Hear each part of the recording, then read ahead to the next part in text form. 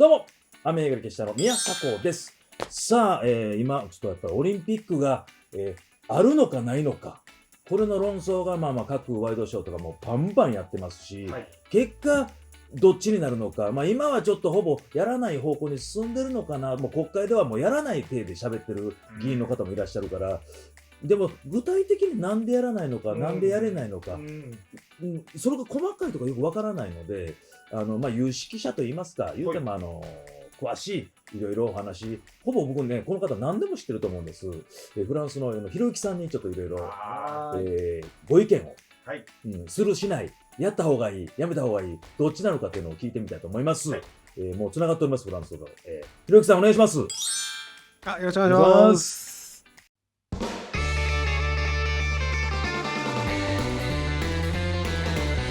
宮迫です。ご無沙汰してます。失礼です。白い方のひろゆきです。はい、黒い方のひろゆきです。白い方。そんな、色黒くもないし、そんな。早速来ましたね。今、フランスはどうなんですか？僕も運がいいとワクチン打てる状態になりましたね。あ、なるほど。運がいい。もともとはまだ50歳以上の人しか打てないんですけど、はいはい、ただ次の日の予約が空いてるんだったらもう誰が受けてもいいよっていう状態で、オンラインのサイトで予約が空いてるかどうかってチェックできて、でパリはなかったんですけど、そのパリから50キロぐらい行ったところに明日の予約が空いてたので、もし僕行きたければ明日そこでもワクチンが受けられるっていう、そういう感じですね。やっぱりイギリスが今すごいじゃないですか。イギリスほどではないけど、フランスでもやっぱり進んではいるんですね、ワクチンの接種は。そうですね。ワクチンの接種人数自体はイギリスより全然少ないんですけど、もう俺たち受けねえよって言ってる人たちも結構いるので、なので逆に年下の方の分が余ってきてこっちに回ってくるみたいな、そんな感じですけど。俺たち受けねえよって言ってる人はどういう怖いっていう意味で受けないって言ってるんですか？ワクチン怖いしなんだかわからんしで、もともと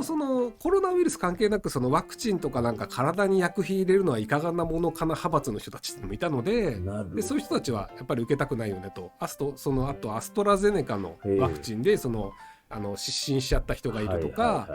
なんかジョンソン&ジョンソンで血栓ができちゃった人がいるとかっていうのがちょこちょこあるので、怖がって受けない人とかも一定数いる感じですね。そういうことか。マスクにしたって日本でもたまに若い人で堂々とマスクせずに歩いてる人おるもんね。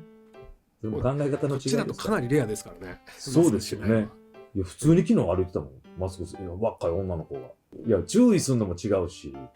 不思議な感覚やな。でも人それぞれ考えがね。今日も嫁と喋ってたんですけど、その東京オリンピックをするべきなのか、やらない方がいいのかって、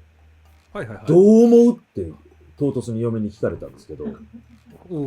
奥さん的にはどうだったんですか？奥さん的な意見よりも僕にまず聞かれたので、聞きたいと。もちろん見たい気持ちもありますし、アスリートそれぞれの気持ちもあるでしょうから、ただ具体的に国が言ってくれないと、こういう安全を完全に確保できたから無観客ならばできますとか、いろいろもうちょっと明確に言ってくれないと、見たいやめた方がいいの判断も国民もできないじゃないですか。そうですね。なんかね、はっきりと答えれなかったんですけど、例えばオリンピックをしなかった時の経済的損失がどれぐらいあるけど、後にこういう補填があるからやめたとて大丈夫ですよとかも言ってくれないと、その経済的損失で国民にやっぱ負担は絶対来るわけじゃないですか。そこも大丈夫って言ってくれたら、じゃあやめた方がいいんじゃないのっていう人も出てくるやろうし、それでもやっぱり世界のアスリートが戦うオリンピック、祭典は絶対に見たいっていう人もおるやろうし、なんかもうちょっとなんか言ってくれないと判断しかねないですよね。開催中止をなんか日本が言い出せない理由みたいなので、日本とか東京側から開催中止っていうと違約金を払わなければいけないみたいな話なんですけど、ただあれ嘘なんですよ。嘘なんですか？違約金はないんですよ。なので別に東京だろうと日本だろうと IOC だろうと中止って言ったとしても、別にそれは日本と東京が違約金を払う必要はないんですが、IOC に発生する全ての損失は日本のオリンピック委員会と東京都が補填しなきゃいけないっていう契約書にサインしてるんですよ。うわなるほど。なのでじゃあ放映権料として、もう世界中からお金もらってますよ。とんでもないですよね。でも放映しませんって言ったら、じゃあそれ返してくださいって言われるじゃないですか。そうですね。で返すのはなぜか東京都と日本のオリンピック委員会っていう契約書なんですよ。むちゃくちゃアホな契約書ですね。かかるすべての費用とその損失はすべてその開催都市と日本のオリンピック委員会が保証しますよっていう契約書にサインしちゃってるので。なんでそんなアホなんですか。まあでももうそのオリンピックやりたいっていう都市が昔はいっぱいあったので、はい、もうどんどん有利な条件にしてったんですよね、IOC の。その結果もう最近オリンピックやりたいって手を挙げる都市が減ってきちゃったんですけど、リオオリンピックとかめちゃくちゃ損したし、ロンドンも損したしって分かってきたので、なので東京もまあ予想通り損する方向なんですけど、なので結局その開催中止にしますっていう時にその放映権料だったりスポンサー料だったりで、まあ多分数千億円の損失発生するんですけど、それやらなかったとしても払わなきゃいけないんですよね、東京とか日本が。IOC の、正確に言うと IOC で払うわけじゃなくて、多分アメリカの放送局だったりとか、あちこちにグローバルスポンサーとかがそのオリンピックやらなかったんだから払ったお金返してよって、IOC に言って、 IOC がじゃあ契約通り日本払っときなって言われて、日本かなぜかアメリカのテレビ局に払って、オリンピックもできてないのにアメリカにおもてなしばっかりするんですか。あちこちにおもてなし言うて。おもてなしではないもん。だ僕去年の段階で中止にすべき派だったんですよ。その去年だったらまあ中止にして、で違約金払って終わりでまあしょうがないよ、そういう違約金というかそのお金払って終わりでしょうがないなと思ったんですけど、その延長するのに大体去年から今年までで3000億円ぐらい日本もすでに使っちゃったらしいんですよね。でそれだけもうお金使っちゃってて、でさらにじゃあこれから放映権料だスポンサー料の返金しますっていうのでまたその数千億円ってなっちゃうと、もうさすがに厳しいよねっていうので、なんとか開催した方がいいよね派なんですよ、僕としては。なるほど。でなんとか開催するで最低限これだったら安全だよねっていう形で開催するんだったら、反対派の人の意見も少なくなるんじゃないかなと思ってて、で今オリンピックで医療従事者の人が500人ぐらい必要です、延べ500人ぐらい必要ですって言ってて、大阪とかってお医者さんとか看護師さん足りてないので病院に行けなくて自宅療養で亡くなっちゃう人とかも出たりしてて、っていう状態なので、医療従事者を今から集めるっていうのはその結果じゃあ治療が受けられない人が出ましたとかって出ちゃうと、オリンピックのせいで家族がっていう問題になっちゃうので、平和の祭典にならなくなっちゃうと思うんですよね。確かに。なのでまず観客入れるのはもう無理だと思うんですよ。観客入れると何十万人っていう人が来て、でその中にじゃあ病気になったとか熱中症ですっていう人を対応するための医療従事者っていうのが必要なので、もう何十万人っていう観客を諦めましょうと。選手が1万5,000人ぐらいいるんですけど、その選手たちはじゃあ入れなきゃいけませんよと。でその選手たちが入れるにしても、その IOC がファイザーと話をしてて、もう選手の人数分のワクチンは確保したらしいんですね。なのでもう各国でワクチン打ってもらって、2回打ってもらって、2回打った上で東京に来てもらって、で東京で僕フランスから東京に帰った時にアパホテルに3日間完全隔離されたんですけど、コロナウイルスが蔓延しているフランスっていうところから来たので、羽田空港に着いた途端にバス突っ込まれて、でそのままアパホテルの両国に行ってくださいって言われて、で両国のアパホテルの部屋に閉じ込められて、ドア開けちゃいけませんって3日間言われるんですよ。ドア開けちゃいけません。お弁当が1日3回配られて、その3回配られた時だけお弁当配り終わったのでドアを開けて受け取ってください、あとは出ちゃいけませんって言われて、ずっと部屋の中っていう。うわすげえな。で対応を選手に対して2週間やっておけば、ひとまず何らかの症状がある人っていうのはそこで出ますよっていうので、でそこで PCR 検査をした上で選手村に移動してもらって、で選手村と会場以外はもう一切移動しちゃいけませんと。でスマホに GPS のアプリ入れてもらって、もし会場と選手村以外の場所にいた場合はもう強制送還にしますよっていうっていうルールにするのと、あと競技自体って短い競技って3日4日で終わっちゃったりするんですよね。テコンドーとかって4日で終わっちゃったりとか、トランポリンだと2日で終わっちゃったりとか、っていうのがあって、開会式やりました、でその後ずっとまた選手村の中にいてもらって、で競技が終わったらもう終わった競技から帰ってもらうっていう、もう競技が終わったら帰国しちゃってください。で開会式は全部の国いるんですけど、閉会式自体は閉会式直近の3日間に競技がある競技の人たちだけでやって、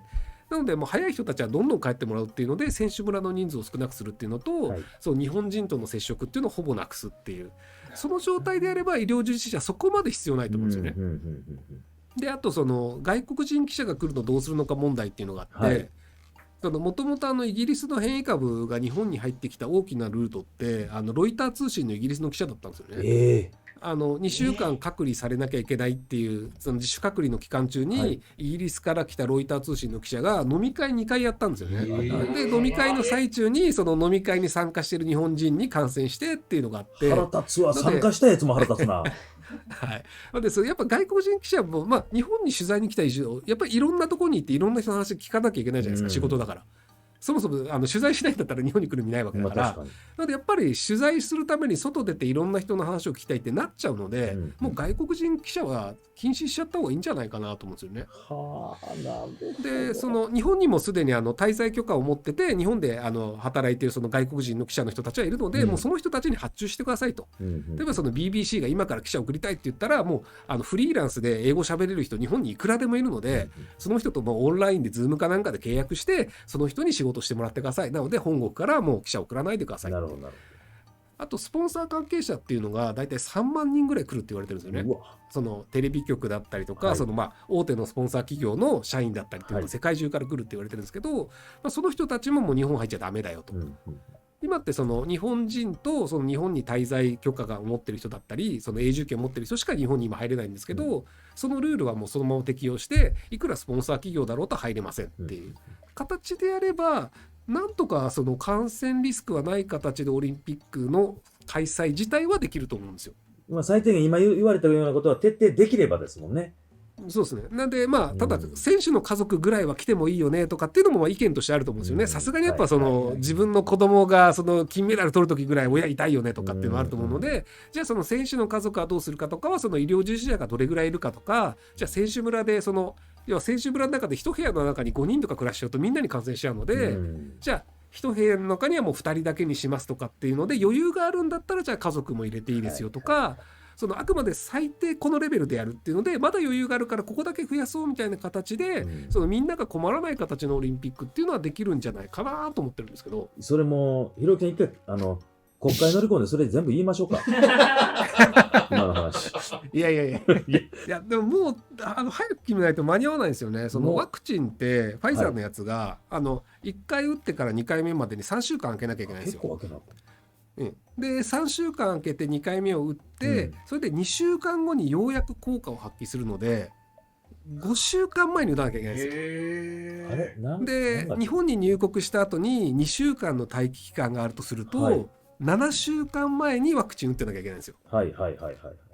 なので実はもう日数そんなにないんですよ。ないですよね。 5月中に選手選考が終わって、はい6月の頭にワクチンを打てればなんとか開会式間に合うよねっていうぐらいのスケジュールなので、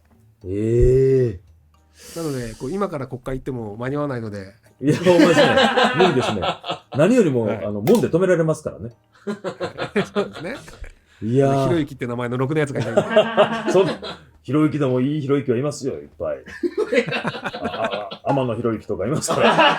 確かにいい人。確かにいい人だ確かにいい人。天野くんがおるから。すげえなでも。これだけ情報をいただけると、なんかいけるかいけないかって話もちゃんとできそうですよね、なんか。そうじゃあここまでその厳しい措置しますっていうのはそれでも反対しますかっていうと、うんうんその医療従事者に負担をかけないのであれば別に反対しなくてもいいよねって、もう観客も入れないんだったらみんなテレビで見るわけだから、うんむしろ外出なくなると思うんですよオリンピック期間中。はいはいはいはいなのでその人流を止めようだったらもうオリンピックやっちゃってみんな家で見ましょう、だって夏暑いでしょ、外出ない方がいいよねっていうので、うんむしろ人流が止まってコロナの感染は減る可能性もあるんですよね。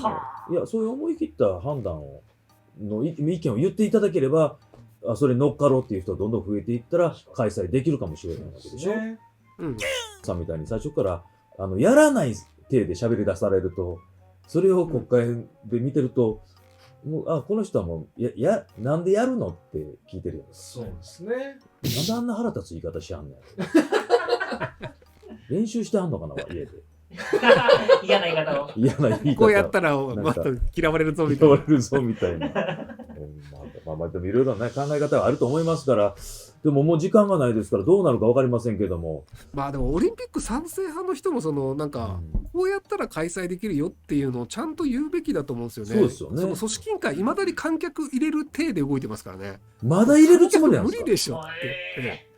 でその要はもし本当に今のルール上再開するにしても、はい観客 50% しか入れられないっていうルールじゃないですか、はいまあ緊急事態宣言ルールだと、そうするともう半分は払い戻ししなきゃいけないんですよ。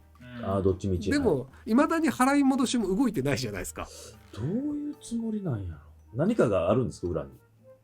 いや多分もう何にも考えてない人しかいないっていうことですよね。そんな人たちに国任せてんすか？いやでも日本って何も考えてなかったけど、はい神風が来て勝っちゃったっていう歴史があるんで、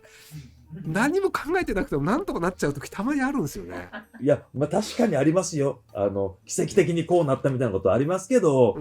それこのご時世にそれに頼るなんてもうナンセンス極まりないですけどね。まあでもその日本ってコロナに関しても、その政府はほとんど何にもしない割にはやっぱり死亡者少ないじゃないですか。でマスクとかもそのみんながちゃんとしてるよねで、フランスの場合ってマスクつけないと罰金だからみんなマスクするんですけど、日本の場合って別になんかマスクした方がいいよねって言われたら罰金なくてもマスクするじゃないですか。ほとんどの人してます。で自粛ですって言われたらじゃあ自粛して飲み会行くのやめようってなるわけじゃないですか。で別にフランスって合法だから何が悪いのっていうのでガンガンやっちゃう国なんですよね。なのでその飲食店閉鎖したりっていうのをやんなきゃいけないんですけど、そこまでしなくても感染者数を抑えられてる日本って結構頑張ってるし、いいと思うんですよ。なのでワンチャンいけんじゃねって思ってる人は割と多いんじゃないかな。ワンチャンいけんじゃねワンチャンいけんじゃねええな、国会で誰か言うてくれんかな。ぶっちゃけワンチャンいけんじゃねオリンピック。いけるいける。ひろゆきさんから急に頭悪そうな言葉で。いいな、でもちょっとワンチャンいけてほしいですけどね、やっぱり見たいのは見たいし。あと感染人数でいくと、梅雨とかに湿気が多くなって、みんな外出なくなると感染者減ると思うんですよ、コロナの。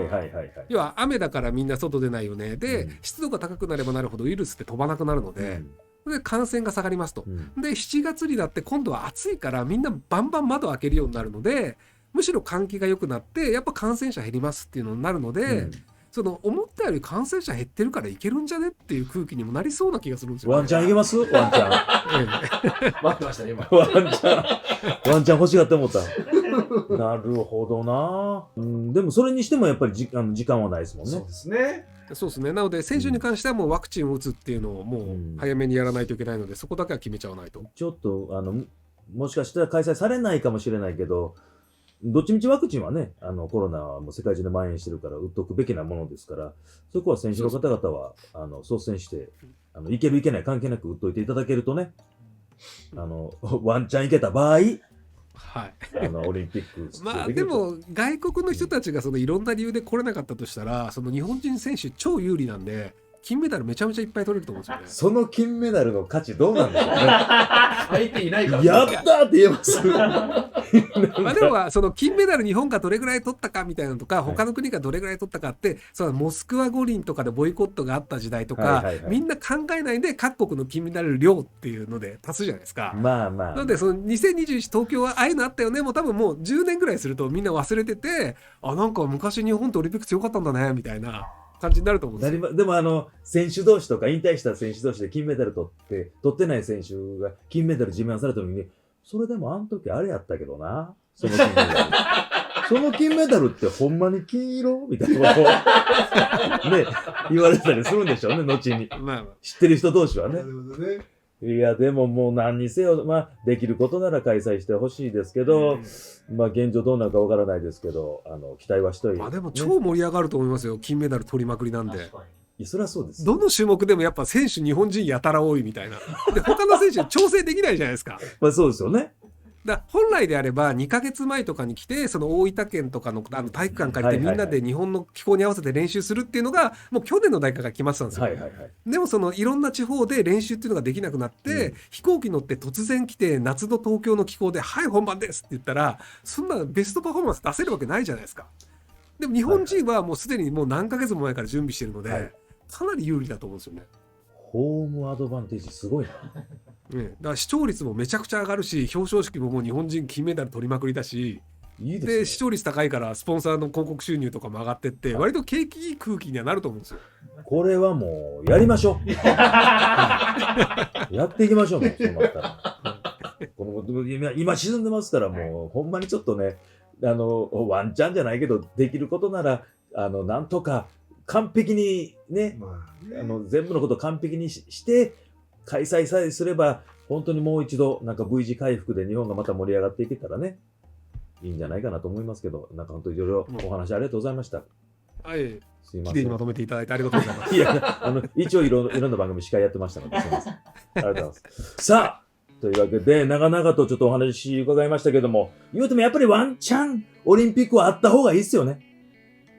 やっぱ面白いと思うんですよね、うんその世界中の優秀な人たちが集まっはいてスポーツをするっていうのを見ること自体は、そうですよね。でも、だからどうせ、はいそのあるかないかで言ったら、まあ、見たくない人は全然見なくていいので、はいはいはい。暇で見たいよっていう人はいるんだから、じゃあその人のためにやるっていうのもありかなと思います。そうですよね。まあ実際本当にいろんなことが完璧に、できない状態でやるのはちょっとやっぱりいろんなことが危険、うんそうですね、ね。国民が危険になるとかいろんなことがあるのでそこは完璧にして本当にワンチャンできるんであればぜひオリンピックやっていただきたいと思います。ワンチャン言いたいだけですよね。そうです。ワンチャン言いたいだけです。なるほど、なるほど。ええねそんなんは。まあ、はい、というわけですいませんなかなかありがとうございました。ね、ありがとうございまます。た何か聞きたいことあったらまたはい、よろしくお願いします。お願いします。はい失礼します。ありがとうございます。世界の美食家たちがこぞって訪れる秘密の超会員制レストラン、それがオバレズラキュイジーヌ。超大型 YouTube 番組有頂天レストラン。